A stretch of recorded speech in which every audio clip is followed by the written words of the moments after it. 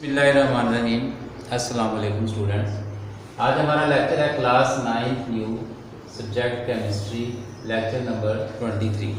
Topic हमारा है shells and सब शेल्स और इलेक्ट्रॉनिक कन्फिगरेशन। सबसे पहले शेल्स की बात कर लेते हैं।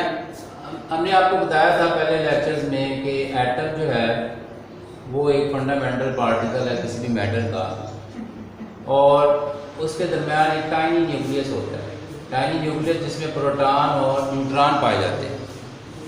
अब इलेक्ट्रॉन जो होते हैं वो न्यूक्लियस के इर्द गिर्द मूव कर रहे होते हैं एनर्जी लेवल्स के अंदर।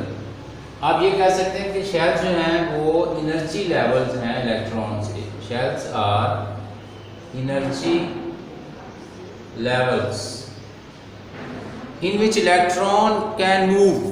अब देखें, न्यूक्लियस के बाहर एक एनर्जी लेवल बना रहा हूँ मैं, उसमें इलेक्ट्रॉन मूव कर रहे हैं। उसके बाहर एक और बना रहा हूँ, उसमें भी इलेक्ट्रॉन मूव कर रहे हैं।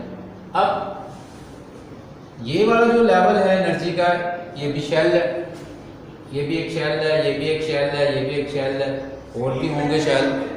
तो जो न्यूक्लियस के पास एनर्जी लेवल या शेल है उसकी एनर्जी सबसे कम होती है।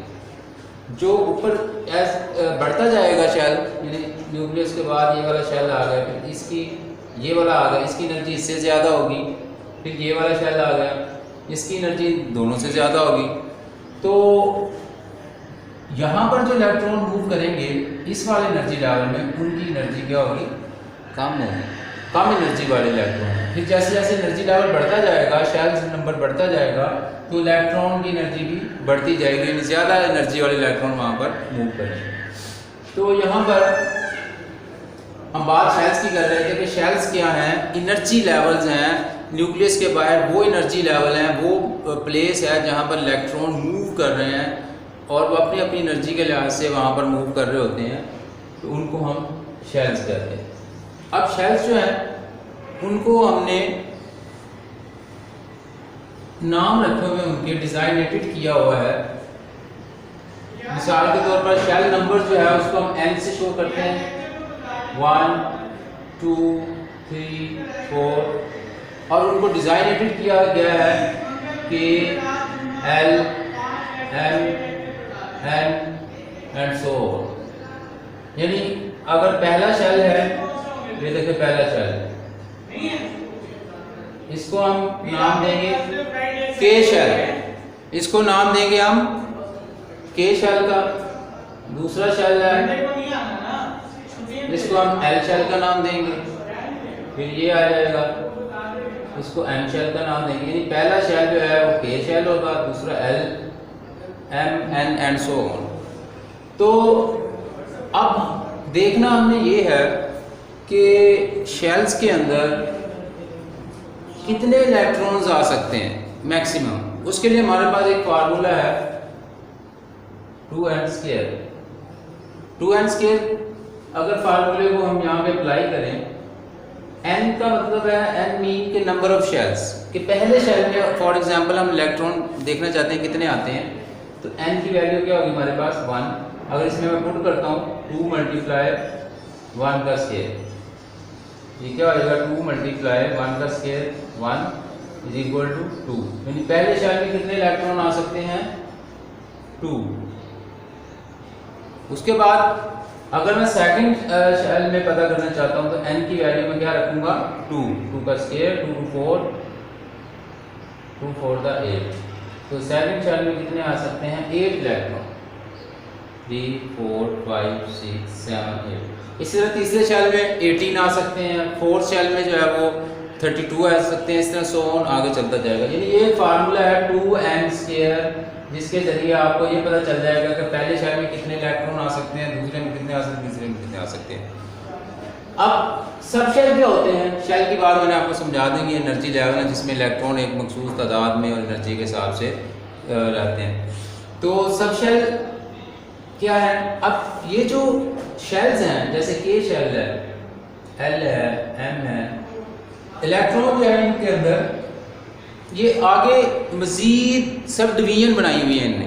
यानी कि एक शेल के अंदर मज़ीद सब डिवीज़न है जो सब शेल कहलाते हैं। इनके आप ये समझ लें कि इलेक्ट्रॉन्स को ये अपने अंदर नहीं रखते बल्कि आगे डिवाइड कर देते हैं, आगे सब डिवाइड कर देते हैं। जैसे के अंदर दो सब शेल हैं जिनको हमने एस पी डी एफ यानी स्मॉल अल्फ़ाबेट का नाम दिया हुआ है।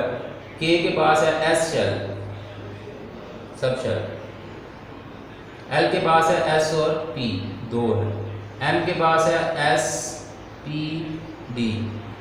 अब के पास होते हैं सिर्फ दो इलेक्ट्रॉन, यानी पहला शेल है दो इलेक्ट्रॉन होते हैं, तो ये अपने दो इलेक्ट्रॉन्स को किसके अंदर ट्रांसफर कर देता है एस सब शेल के अंदर, यानी S.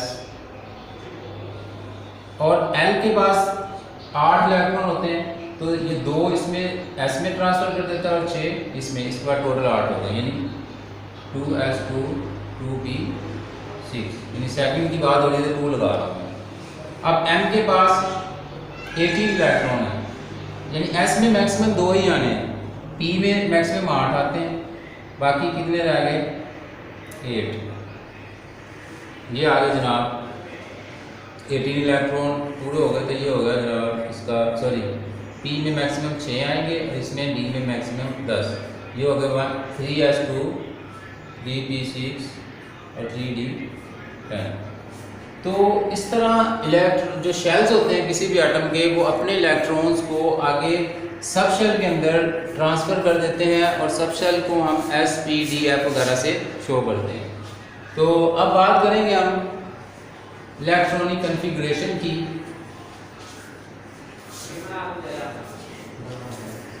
Electronic configuration, electronic configuration का मतलब होता है कि distribution of electron into shells and sub shell.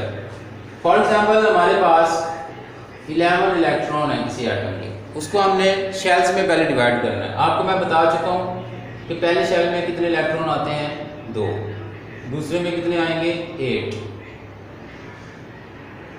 तीसरे में कितने आएंगे, अब टोटल हमने 11 पूरे करने हैं, तो पहले में 2 आ गए, फिर उसके बाद 8 आ गए, 10 हो गए। तीसरे में वैसे तो मैक्सिमम 18 आते हैं, लेकिन हमें नीड कितनी है 1 इलेक्ट्रॉन की। ये हमारी डिस्ट्रीब्यूशन होगी शेल्स के अंदर। सब शेल में कैसे हम डिस्ट्रीब्यूशन करते हैं, आप देखें के पास 2 इलेक्ट्रॉन है, तो पहले 1 पहला शेल यानी के है, तो 1s में 2 आ गए। फिर सेकंड एल जो है उसके पास 2 सब शेल हैं एस और पी, तो 2s में 2 आ गए और 2p में 6 आ गए, 8 पूरे हो गए। फिर उसके बाद तीसरा सब शेल है उसके पास, तीसरा शेल के बाद 3 सब शेल है एस पी और डी, तो पहले एस की बारी आएगी। एस में वैसे तो 2 आते हैं लेकिन हमें नीड है 1 की, तो 1 आ जाएगा। तो सब शेल के अंदर इस तरह डिस्ट्रीब्यूशन करते हैं। अगर आपको सब शेल की डिस्ट्रीब्यूशन समझ नहीं आती तो मैं आपको इसका एक फार्मूला बताता हूँ, उसके ज़रिए आप इसके डिस्ट्रीब्यूशन कर सकते हैं। मिसाल के तौर पर देखें, आप एक ग्राफ बना लें, मैं आपको ग्राफ बता रहा हूँ, 1s 2s 3s 4s 5s, उसके बाद बस s को छोड़ के 2 पे आ जाए, 2p 3p 4p 5p, फिर 2 को छोड़ के 3 पे आ जाए, 3d 4d 5d, फिर 3 को छोड़ के 4 पे आ जाए, 4f 5f। इसको आपने क्रॉस करना है, यानी ये आप इसको सर्कल कर लें सबको। उसके बाद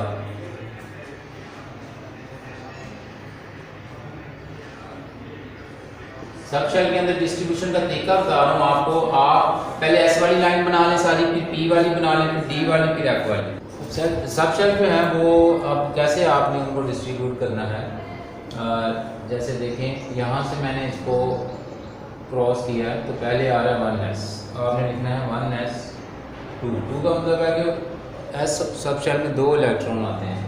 उसके बाद दूसरा नंबर यहाँ से देखें आ रहा है 2s, तो होने के बाद 2s यहाँ पे 2 आएंगे, जारी बात है। तीसरे नंबर पे आ रहा है p 2p, तो यहाँ आप लिखेंगे 2p, p में 6 आते हैं। फिर 2p के बाद क्रॉसिंग किसकी हो रही है 3s की, तो यहाँ आएगा 3s2, उसके बाद 3p की हो रही है, तो यहाँ से ऐसे चलते जाना है। तो इस तरह हम सब शेल के इलेक्ट्रॉन जो है ना वो इसमें करते हैं। तो हम एक एग्जाम्पल यहाँ पे ले लेते हैं, उस एग्जाम्पल से आपको समझ आ जाएगा। जैसे 11 इलेक्ट्रॉन हमारी एग्जाम्पल है 2.1 केमिस्ट्री में, तो 11 इलेक्ट्रॉन है, उसको उसकी इलेक्ट्रॉनिक कन्फिग्रेशन करें। अगर मैं उसको सब शेल में करता हूँ 11 इलेक्ट्रॉन को, तो यहीं से आप ये टेबल पहले बना लेंगे। उसके बाद देखिए 1s 2, 1s के बाद क्या आ रहा है 2s 2, फिर 2s के बाद क्या आ रहा है 2p 6। अब कितने हो गए ये 6 और 2 8 और 2 10, एक रह गया। अगला नंबर किसका आ रहा है 3s का। वैसे तो 3s में 2 आने चाहिए, लेकिन एक हम लगाएंगे क्योंकि हमने अपनी इलेक्ट्रॉनिक कन्फिग्रेशन पूरी करनी है 11 इलेक्ट्रॉन। अगर शेल्स में करनी हो तो फिर आप इस तरह शेल्स बनाएंगे। आपको पता है पहले शेल में 2 इलेक्ट्रॉन होते हैं, जैसे मैंने फार्मूले से बताया, दूसरे में 8 होते हैं, तीसरे में 1 आएगा। क्योंकि वैसे तो 18 होते हैं 18 होते हैं, लेकिन हमने 11 पूरे करने हैं। सब शेल में डिस्ट्रीब्यूशन इस तरह होती है। तो ये सॉरी शेल्स में, और सब शेल में इस तरह होगा। अब अगली एग्जांपल है हमारे पास कि क्लोराइड आयन है, उसकी वो कहता है इलेक्ट्रॉनिक कन्फिग्रेशन करें। वैसे तो क्लोरीन में हमारे पास इलेक्ट्रॉन होते हैं 17। अब क्लोराइड आयन का मतलब है क्लोरीन के ऊपर -1 चार्ज होता है, इसका मतलब एक इलेक्ट्रॉन उसके पास एक्स्ट्रा आया हुआ है, तो टोटल इलेक्ट्रॉन हो गए 18। अब 18 इलेक्ट्रॉन की आप कन्फिग्रेशन करें। उसी तरह सब शेल में करें आप 1s2 2s2 2p6 3s2, कितने हो गए ये 10 12 और 3p6, ये 18 हो गए। यानी ये वाली जो चीज़ है वो यहाँ से हेल्प मिल जाएगी आपको। बाकी इलेक्ट्रॉन की डिस्ट्रीब्यूशन ये रखनी है कि एस में मैक्सिमम 2 आते हैं, पी में 6 आते हैं, डी में 10 आते हैं, वो आगे चलता रहता है। इस तरह नेक्स्ट एग्जांपल है, वो कह रहा है कि 5 इलेक्ट्रॉन एम शेल में है। पहले तो शेल बना लें। ये के शेल होता है पहला, ये एल शेल होता है, ये एम है। तो कह रहा है एम में 5 इलेक्ट्रॉन है हमारे पास, तो उसका एटम का एटॉमिक नंबर क्या होगा।